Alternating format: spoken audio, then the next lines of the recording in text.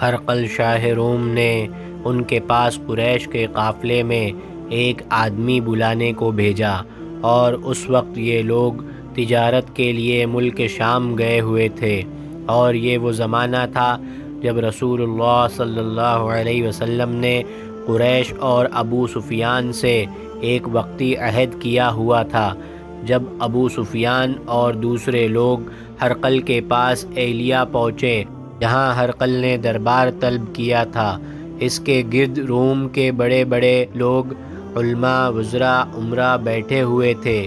ہرقل نے ان کو اور اپنے ترجمان کو بلوایا، پھر ان سے پوچھا کہ تم میں سے کون شخص مدعی رسالت کا زیادہ قریبی عزیز ہے؟ ابو سفیان کہتے ہیں کہ میں بول اٹھا کہ میں اس کا سب سے زیادہ قریبی رشتہ دار ہوں۔ یہ سن کر ہرقل نے حکم دیا کہ اس کو ابو سفیان کو میرے قریب لا کر بٹھاؤ، اور اس کے ساتھیوں کو اس کی پیٹھ کے پیچھے بٹھا دو۔ پھر اپنے ترجمان سے کہا کہ ان لوگوں سے کہہ دو کہ میں ابو سفیان سے اس شخص کے یعنی محمد صلی اللہ علیہ وسلم کے حالات پوچھتا ہوں۔ اگر یہ مجھ سے کسی بات میں جھوٹ بول دے تو تم اس کا جھوٹ ظاہر کر دینا۔ ابو سفیان کا قول ہے کہ خدا کی قسم، اگر مجھے یہ غیرت نہ آتی کہ یہ لوگ مجھ کو جھٹلائیں گے تو میں آپ صلی اللہ علیہ وسلم کی نسبت ضرور غلط گوئی سے کام لیتا۔ خیر، پہلی بات جو ہرقل نے مجھ سے پوچھی وہ یہ کہ اس شخص کا خاندان تم لوگوں میں کیسا ہے؟ میں نے کہا وہ تو بڑے اونچے عالی نسب والے ہیں۔ کہنے لگا اس سے پہلے بھی کسی نے تم لوگوں میں ایسی بات کہی تھی؟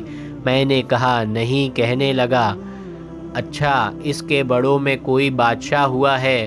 میں نے کہا نہیں۔ پھر اس نے کہا بڑے لوگوں نے اس کی پیروی اختیار کی ہے، کیا کمزوروں نے؟ میں نے کہا نہیں، کمزوروں نے۔ پھر کہنے لگا اس کے تابدار روز بڑھتے جاتے ہیں یا کوئی ساتھی پھر بھی جاتا ہے؟ میں نے کہا نہیں۔ کہنے لگا کیا اپنے اس دعویٰ نبوت سے پہلے کبھی کسی بھی موقع پر اس نے جھوٹ بولا ہے؟ میں نے کہا نہیں۔ اور اب ہماری اس سے صلح کی ایک مقررہ مدت ٹھہری ہوئی ہے، معلوم نہیں وہ اس میں کیا کرنے والا ہے۔ ابو سفیان کہتے ہیں میں اس بات کے سوا اور کوئی جھوٹ اس گفتگو میں شامل نہ کر سکا۔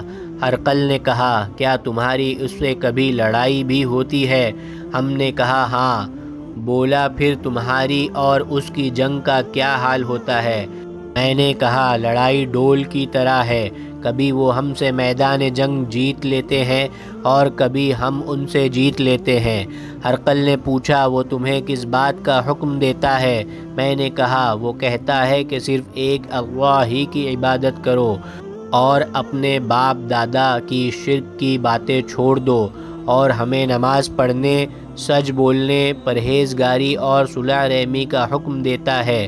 یہ سب سن کر پھر ہرقل نے اپنے ترجمان سے کہا کہ ابو سفیان سے کہہ دے کہ میں نے تم سے اس کا نسب پوچھا تو تم نے کہا کہ وہ ہم میں عالی نسب ہے، اور پیغمبر اپنی قوم میں عالی نسب ہی بھیجے جایا کرتے ہیں۔ میں نے تم سے پوچھا کہ دعویٰ نبوت کی یہ بات تمہارے اندر سے پہلے کسی اور نے بھی کہی تھی تو تم نے جواب دیا کہ نہیں۔ تب میں نے اپنے دل میں کہا کہ اگر یہ بات اس سے پہلے کسی نے کہی ہوتی تو میں سمجھتا کہ اس شخص نے بھی اسی بات کی تقلید کی ہے جو پہلے کہی جا چکی ہے۔ میں نے تم سے پوچھا کہ اس کے بڑوں میں کوئی بادشاہ بھی گزرا ہے تو تم نے کہا کہ نہیں۔ تو میں نے دل میں کہا کہ ان کے بزرگوں میں سے کوئی بادشاہ ہوا ہوگا تو کہہ دوں گا کہ وہ شخص اس بہانے اپنے آباء و اجداد کی بادشاہت اور ان کا ملک دوبارہ حاصل کرنا چاہتا ہے۔ اور میں نے تم سے پوچھا کہ اس بات کے کہنے یعنی پیغمبری کا دعویٰ کرنے سے پہلے تم نے کبھی اس کو دروغ گوئی کا الزام لگایا ہے؟ تم نے کہا کہ نہیں۔ تو میں نے سمجھ لیا کہ جو شخص آدمیوں کے ساتھ دروغ گوئی سے بچے وہ اللہ کے بارے میں کیسے جھوٹی باتیں کہہ سکتا ہے۔ اور میں نے تم سے پوچھا کہ بڑے لوگ اس کے پیرو ہوتے ہیں یا کمزور آدمی؟ تم نے کہا کمزوروں نے اس کی اتباع کی ہے، تو دراصل یہی لوگ پیغمبروں کے متبعین ہوتے ہیں۔ اور میں نے تم سے پوچھا کہ اس کے ساتھی بڑھ رہے ہیں یا کم ہو رہے ہیں؟ تم نے کہا کہ وہ بڑھ رہے ہیں، اور ایمان کی کیفیت یہی ہوتی ہے حتیٰ کہ وہ کامل ہو جاتا ہے۔ اور میں نے تم سے پوچھا کہ آیا کوئی شخص اس کے دین سے ناخوش ہو کر مرتد بھی ہو جاتا ہے؟ تم نے کہا نہیں۔ تو ایمان کی خاصیت بھی یہی ہے، جن کے دلوں میں اس کی مسرت رس بس جائے وہ اس سے لوٹا نہیں کرتے۔ اور میں نے تم سے پوچھا کہ آیا وہ کبھی عہد شکنی کرتے ہیں؟ تم نے کہا نہیں۔ پیغمبروں کا یہی حال ہوتا ہے، وہ عہد کے خلاف ورزی نہیں کرتے۔ اور میں نے تم سے کہا کہ وہ تم سے کس چیز کے لیے کہتے ہیں؟ تم نے کہا کہ وہ ہمیں حکم دیتے ہیں کہ اللہ کی عبادت کرو، اس کے ساتھ کسی کو شریک نہ ٹھہراؤ، اور تمہیں بتوں کی پرستش سے روکتے ہیں، سچ بولنے اور پرہیزگاری کا حکم دیتے ہیں۔ لہٰذا اگر یہ باتیں جو تم کہہ رہے ہو سچ ہے تو عنقریب وہ اس جگہ کا مالک ہو جائے گا کہ جہاں میرے یہ دونوں پاؤں ہیں۔ مجھے معلوم تھا کہ وہ پیغمبر آنے والا ہے، مگر مجھے یہ معلوم نہیں تھا کہ وہ تمہارے اندر ہوگا۔ اگر میں جانتا کہ اس تک پہنچ سکوں گا تو اس سے ملنے کے لیے ہر تکلیف گوارا کرتا۔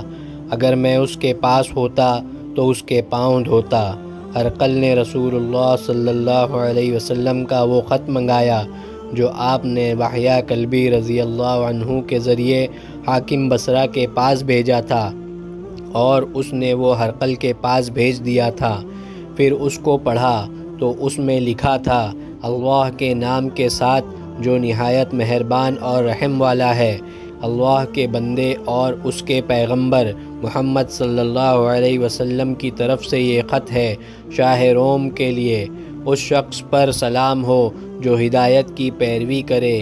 اس کے بعد میں آپ کے سامنے دعوت اسلام پیش کرتا ہوں۔ اگر آپ اسلام لے آئیں گے تو دین و دنیا میں سلامتی نصیب ہوگی، اللہ آپ کو دوہرا ثواب دے گا۔ اور اگر آپ میری دعوت سے روگردانی کریں گے تو آپ کی رعایا کا گناہ بھی آپ ہی پر ہوگا۔ اور اہل کتاب ایک ایسی بات پر آ جاؤ جو ہمارے اور تمہارے درمیان یکساں ہے، وہ یہ کہ ہم اللہ کے سوا کسی کی عبادت نہ کریں اور کسی کو اس کا شریک نہ ٹھہرائیں، اور نہ ہم میں سے کوئی کسی کو خدا کے سوا اپنا رب بنائے۔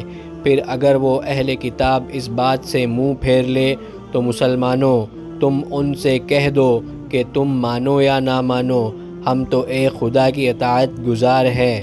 ابو سفیان کہتے ہیں، جب ہرقل نے جو کچھ کہنا تھا کہہ دیا اور خط پڑھ کر فارغ ہوا تو اس کے ارد گرد بہت شور و غوغا ہوا، بہت سی آوازیں اٹھی اور ہمیں باہر نکال دیا گیا۔ تب میں نے اپنے ساتھیوں سے کہا کہ ابو کبشہ کے بیٹے حضرت صلی اللہ علیہ وسلم کا معاملہ تو بہت بڑھ گیا، دیکھو تو اس سے بنی اصفر روم کا بادشاہ بھی ڈرتا ہے۔ مجھے اس وقت سے اس بات کا یقین ہو گیا کہ حضور صلی اللہ علیہ وسلم عنقریب غالب ہو کر رہیں گے۔ راوی کا بیان ہے کہ ابن ناطور ایلیا کا حاکم، ہرقل کا مصاحب اور شام کے نصاری کا لاٹ پادری بیان کرتا تھا کہ ہرقل جب ایلیا آیا ایک دن صبح کو پریشان اٹھا تو اس کے درباریوں نے دریافت کیا کہ آج ہم آپ کی حالت بدلی ہوئی پاتے ہیں، کیا وجہ ہے؟ ابن ناطور کا بیان ہے کہ ہرقل نجومی تھا، علم نجوم میں وہ پوری مہارت رکھتا تھا۔ اس نے اپنے ہم نشینوں کو بتایا کہ میں نے آج رات ستاروں پر نظر ڈالی تو دیکھا کہ ختنہ کرنے والوں کا بادشاہ ہمارے ملک میں غالب آ گیا ہے۔ بھلا اس زمانے میں کون لوگ ختنہ کرتے ہیں؟ انہوں نے کہا کہ یہود کے سوا کوئی ختنہ نہیں کرتا، سو ان کی وجہ سے پریشان نہ ہو۔ سلطنت کے تمام شہروں میں یہ حکم لکھ بھیجیے کہ وہاں جتنے یہودی ہوں سب قتل کر دیے جائیں۔ وہ لوگ انہی باتوں میں مشغول تھے کہ ہرقل کے پاس ایک آدمی لایا گیا جسے شاہ غسان نے بھیجا تھا۔ اس نے رسول اللہ صلی اللہ علیہ وسلم کے حالات بیان کیے۔ جب ہرقل نے سارے حالات سن لیے تو کہا کہ جا کر دیکھو وہ ختنہ کیے ہوئے ہیں یا نہیں۔ انہوں نے اسے دیکھا تو بتلایا کہ وہ ختنہ کیا ہوا ہے۔ ہرقل نے جب اس شخص سے عرب کے بارے میں پوچھا تو اس نے بتلایا کہ وہ ختنہ کرتے ہیں۔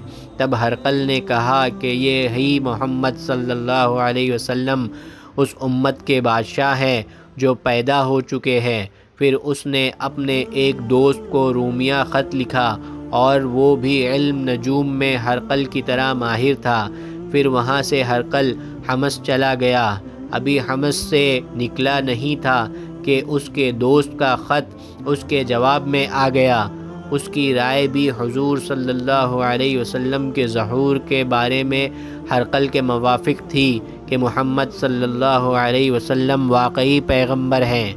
اس کے بعد ہرقل نے روم کے بڑے آدمیوں کو اپنے حمص کے محل میں طلب کیا اور اس کے حکم سے محل کے دروازے بند کر لیے گئے۔ پھر وہ اپنے خاص محل سے باہر آیا اور کہا، اے روم والو، کیا ہدایت اور کامیابی میں کچھ حصہ تمہارے لیے بھی ہے؟ اگر تم اپنی سلطنت کی بقا چاہتے ہو تو پھر اس نبی صلی اللہ علیہ وسلم کی بیعت کر لو اور مسلمان ہو جاؤ۔ یہ سننا تھا کہ پھر وہ لوگ وحشی گدھوں کی طرح دروازوں کی طرف دوڑے مگر انہیں بند پایا۔ آخر جب ہرقل نے اس بات سے ان کی یہ نفرت دیکھی اور ان کے ایمان لانے سے مایوس ہو گیا تو کہنے لگا کہ ان لوگوں کو میرے پاس لاؤ۔ جب وہ دوبارہ آئے تو اس نے کہا، میں نے جو بات کہی تھی اس سے تمہاری دینی پختگی کی آزمائش مقصود تھی، سو وہ میں نے دیکھ لی۔ تب یہ بات سن کر وہ سب کے سب اس کے سامنے سجدے میں گر پڑے اور اس سے خوش ہو گئے۔ بالآخر ہرقل کی آخری حالت یہ ہی رہی۔ ابو عبداللہ کہتے ہیں کہ اس حدیث کو صالح بن کیسان، یونس اور معمر نے بھی زہری سے روایت کیا ہے۔